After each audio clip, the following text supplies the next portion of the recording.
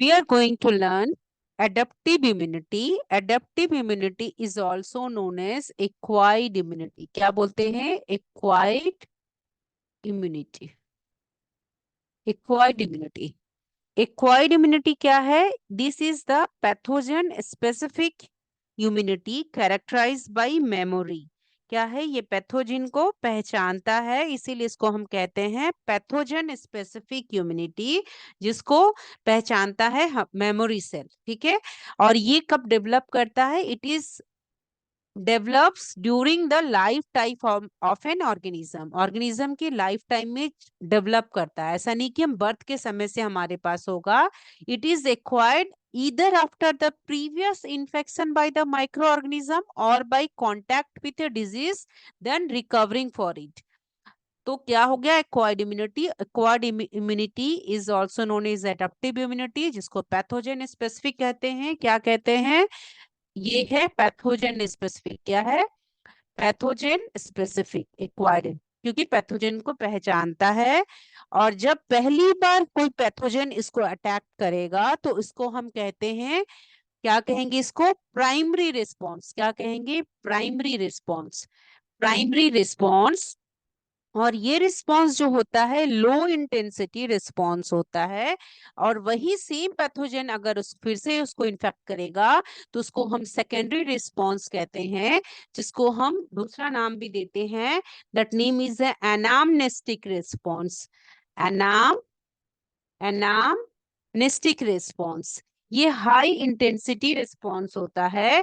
This is due to the fact that our body appears to have memory of the first encounter. जब पहली बार उसने attack किया था उसकी हमारे पास मेमोरी है। तो क्या हो गया? एक्वायर्ड इम्यूनिटी क्या है? Pathogen specific. दो तरह से रिस्पॉन्स करता है। जब पहली बार अटैक किया, primary response that is a low intensity. Secondary जब दोबारा वही अटैक किया तो secondary response high intensity. It is also known as anamnestic response. क्या है? अब क्या डेवलप करता है? After birth. ये जन्म के बाद हमारे बॉडी में आता है। एक्वायर्ड मीन्स होता है कि कुछ एक्वायर करना, हासिल करना, तो बर्थ के बाद आएगा। और कब होगा? जब एक्सपोजर होगा, जब कोई पैथोजन, कोई माइक्रो ऑर्गेनिज्म जो डिजीज कॉजिंग है हमारे बॉडी को हार्म करने के लिए आएगा, तब वो क्या होगा? वो एक्सपोजर होगा, तब ये डेवलप करेगा। डेवलप जब करेगा? After exposure to pathogen. Exposure to pathogen. ठीक है। और ठीक हमने इन्नेट इम्यूनिटी को जाना था, पढ़ा है इसके पहले वाले वीडियो में। तो इन्नेट इम्यूनिटी क्या है? इन्नेट इम्यूनिटी बाय बर्थ से रहता है। बाई बर्थ से रहेगा तो ये क्या हो गया? Non specific. ये बर्थ से नॉन स्पेसिफिक है, पैथोजन को तो पहचान ही नहीं रही, अपने physical barrier, physiological barrier, cytokine barrier, cellular barrier से अपने बॉडी को प्रोटेक्ट करता है। तो ये क्या हो गया? नॉन स्पेसिफिक हो गया। और प्रेजेंस, ये तो जन्म से ही हमारे बॉडी में ये सारे हमारे बॉडी की कैपेबिलिटी है, तो सिंस बर्थ रहता है। सिंस बर्थ ये रहेगा। देन अगेन क्या है? ये हमारे बॉडी में हमेशा रहेगा और does not require exposure to pathogen. इसको पैथोजन की एक्सपोजर की जरूरत नहीं है। तो ये दोनों की डिफरेंसेस हुई। इसका मैं इम्यूनिटी की काफी अलग अलग वीडियोस बनाऊंगी जिसमें कोई भी डाउट ना हो। ना क्या है? पहला है एक्वायर्ड इम्यूनिटी स्पेसिफिक। हाँ, ये दो तरह का है। अगर हम एक्वायर्ड एडेप्टिव इम्यूनिटी को ऐसे देखते हैं तो हम बाद में पढ़ेंगे बेस्ड ऑन दैट। ये इस नेक्स्ट वीडियो में पढ़ेंगे humoral immune response. Humoral immune response response और cell mediated immune response. Cell mediated immune response.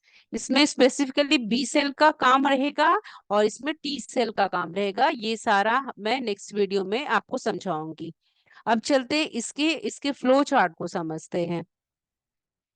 Acquired immunity specific ये दो तरह का है, एक नेचुरल और एक आर्टिफिशियल। ठीक है। एक्वायर्ड इम्यूनिटी, एडेप्टिव इम्यूनिटी जो हमें एक्वायर्ड होता है, पैथोजन स्पेसिफिक है, develops after birth, develops after exposure to pathogen. ठीक है। तो अब में इसमें है एक्वायर्ड इम्यूनिटी नेचुरल, इसके भी दो पार्ट है, एक्टिव एंड पैसिव। एक्टिव, जब एक्सपोज होगा लाइन पैथोजन से डेवलप करेगा कोई डिजीज। तो इसमें क्या क्या है नेचुरल एक्वायर्ड एक्टिव इम्यूनिटी में, जब रेजिस्टेंस टू, इसके एग्जांपल क्या किए हुए हैं, रेजिस्टेंस टू कॉमन कोल्ड, सर्दी जुकाम नचला जो हो जाता है, रेजिस्टेंस टू कॉमन कोल्ड।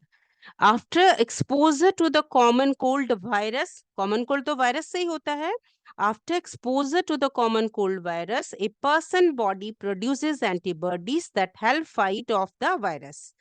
दूसरा है measles, measles immunity, measles immunity याद रखिएगा, ये एक्वायर्ड इम्यूनिटी नेचुरल का एक्टिव एक्टिव इम्यूनिटी है, measles immunity.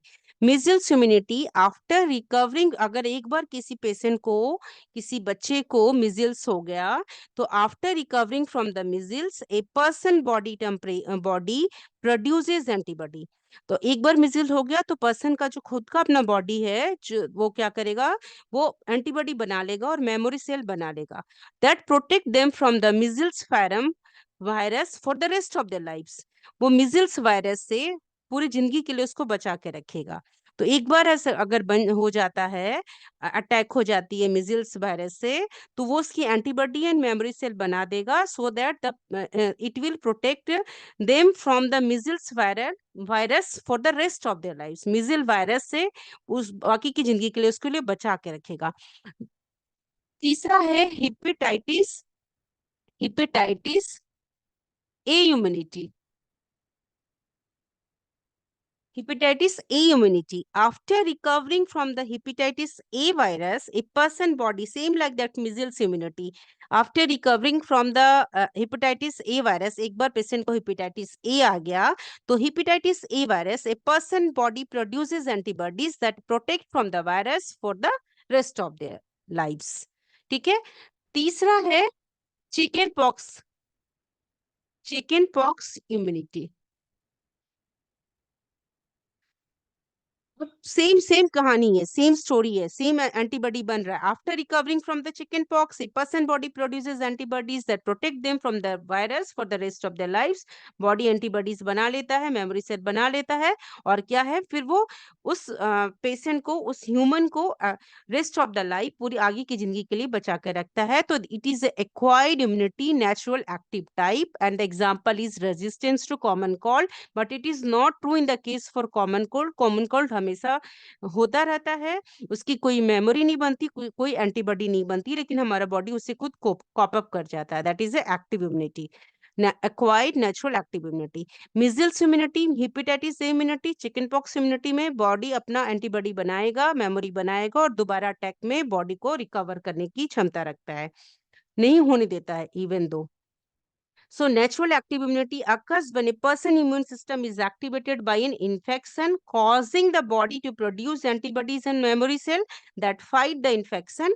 This process can take days or weeks to develop, but the immunity can be long lasting or even lifelong। ये जो हमारा acquired immunity, natural active immunity, जब हमारी immunity develop हो जाएगी, body उसको क्या कर लेगा, प्रोड्यूस करेगा एंटीबॉडीज को, मेमोरी सेल को, और फाइट करेगा मिजिल्स, हिपेटाइटिस ए, चिकन पॉक्स इन्फेक्शन के लिए के अगेंस्ट। तो क्या करेगा, इसको डेवलप करने में तो कुछ सप्ताह लगता है, but the immunity can be long lasting और इवन लाइफ लॉन्ग। इम्यूनिटी जो होता है लाइफ लॉन्ग हो जाती है, लॉन्ग लास्टिंग होती है। अब चलते हैं दूसरा टाइप, नेचुरल एक्वायर्ड इम्यूनिटी के नेचुरल पैसिव इम्यूनिटी के बारे में। Natural passive immunity, an example of natural passive acquired immunity is when a baby receives antibodies from its mother through the placenta and breast milk।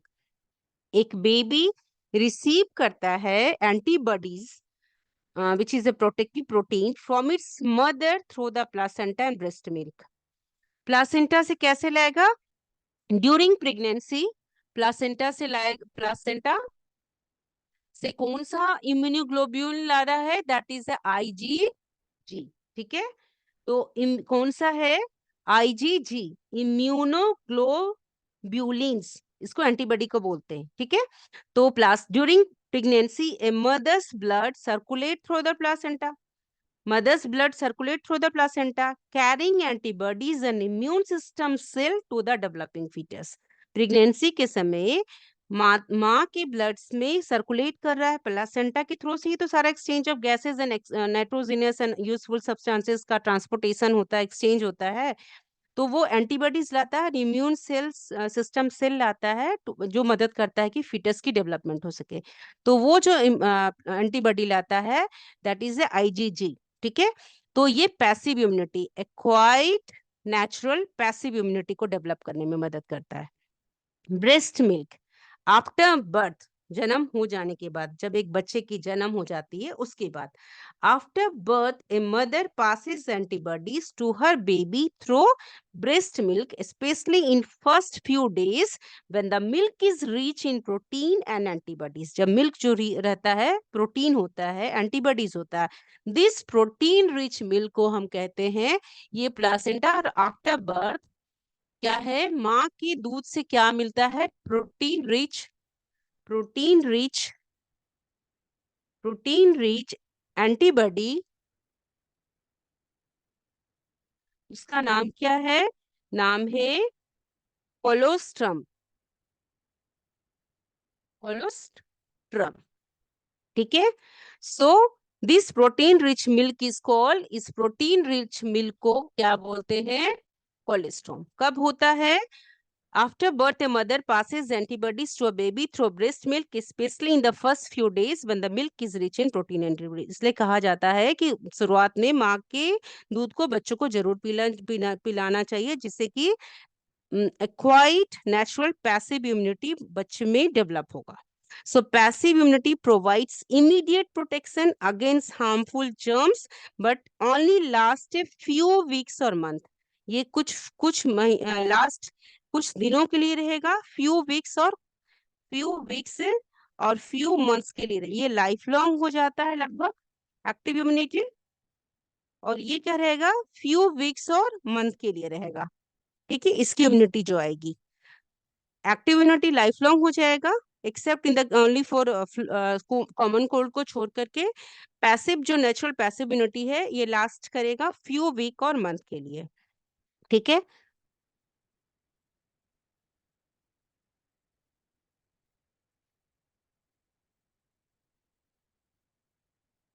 चलते हैं acquired immunity, artificial active type, artificial active type, artificial active type. Artificially acquired active immunity is a type of immunity that is produced by intentionally exposing a person to antigens in the form of vaccine। Artificial acquired active immunity एक type of immunity है जिसको person को हम देते हैं किसके, antigen की से प्रोटेक्ट करने के लिए, in the form of vaccine. किस फॉर्म में देते हैं, वैक्सीन की फॉर्म में। ठीक है, to protect individual against the antigen. तो वैक्सीन है क्या, वैक्सीन क्या है, एक weakened weak then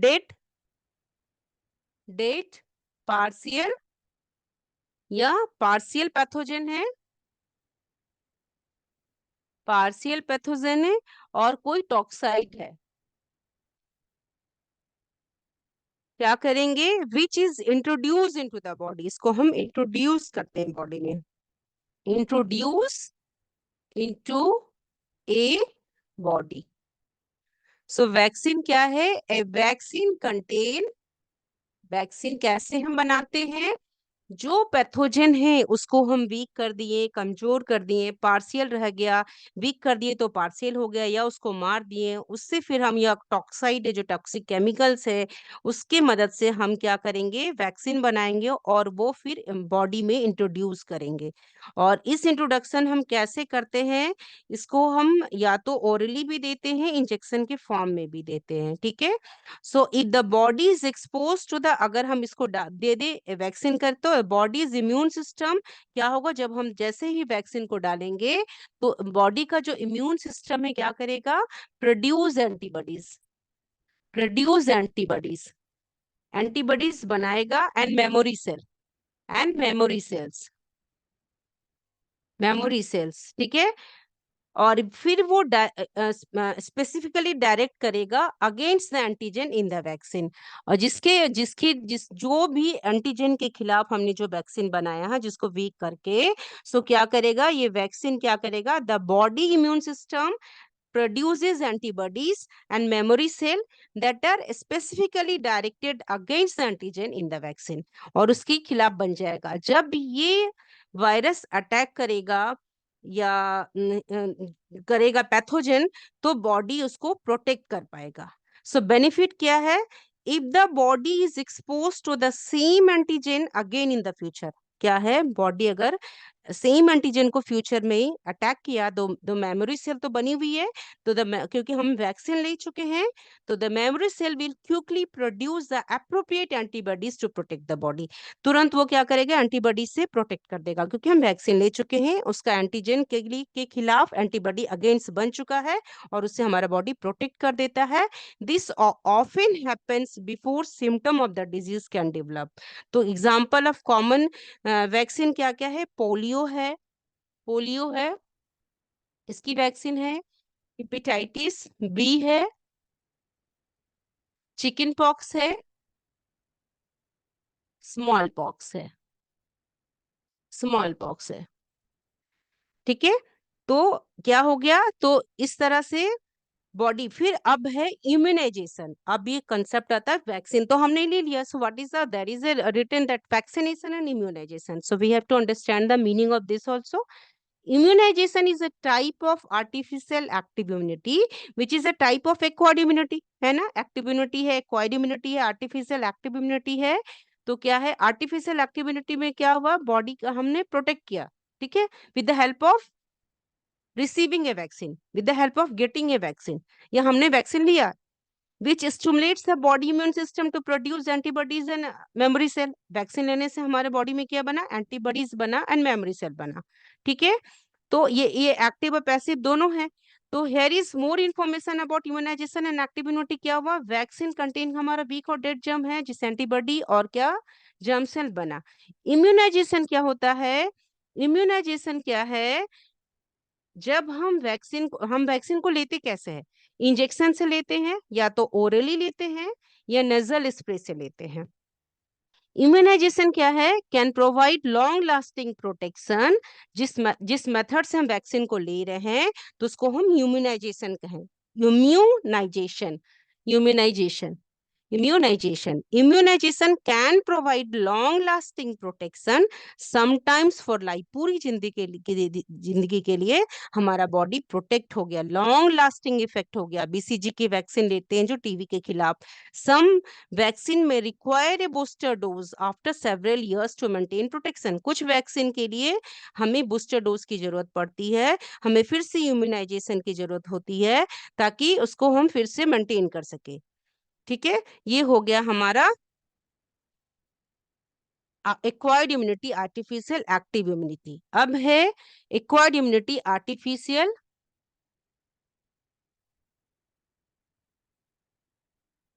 passive immunity. अब है passive immunity, artificial passive immunity is a short term immunization. ये पैसिव है तो ये शॉर्ट टर्म है, ये तो लॉन्ग लाइफ दे दिया, क्योंकि हमने इसका वैक्सीन लिया है, इम्यूनाइजेशन किया है पोलियो के खिलाफ, जितना मैंने एग्जांपल बताया आपको, chicken pox, small pox, hepatitis B, ये सारा। आर्टिफिशियल पैसिव क्या है, शॉर्ट टर्म है, याद रखना है, शॉर्ट टर्म, इसीलिए इसका नाम आया पैसिव। तो artificial passive immunity is a short term immunization that occurs when a person receive antibodies from another person or animal through an injection or transfusion, या ब्लड ट्रांसफ्यूजन से।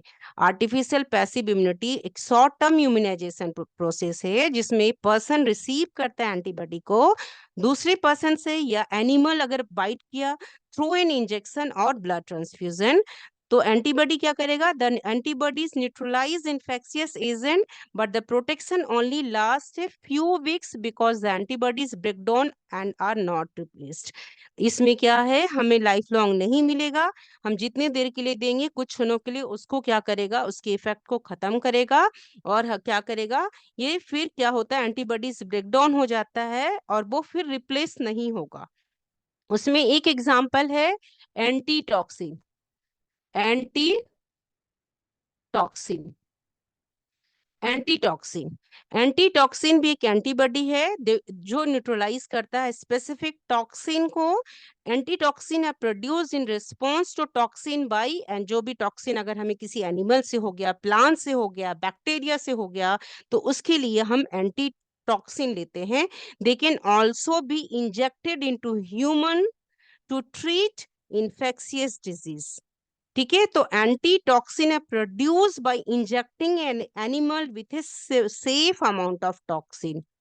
ठीक है, तो एंटी टॉक्सिन न्यूट्रलाइज करता है toxin को, और blood हम एनिमल से लेकर के प्यूरिफाई करेंगे, इंजेक्ट करेंगे ह्यूमन में और अदर एनिमल में। एंटी टॉक्सिन हम बनाते हैं, और एंटी टॉक्सिन किसको, किस बीमारी के लिए हम लेते हैं पैसिव फॉर्म में? जब बॉटुलिज्म हो जाएगा, बॉटुलिज्म हो जाएगा, डिप्थेरिया हो जाएगा, diphtheria, dysentery, gas gangrene, gas gangrene, ये सारा, या टिटनेस, टिटेनस, इसके खिलाफ हम क्या करते हैं? Antitoxin are produce by injecting a animal with a safe amount of toxin. The animal's body produce करेगा एंटीटॉक्सिन को, न्यूट्रलाइज द टॉक्सिन।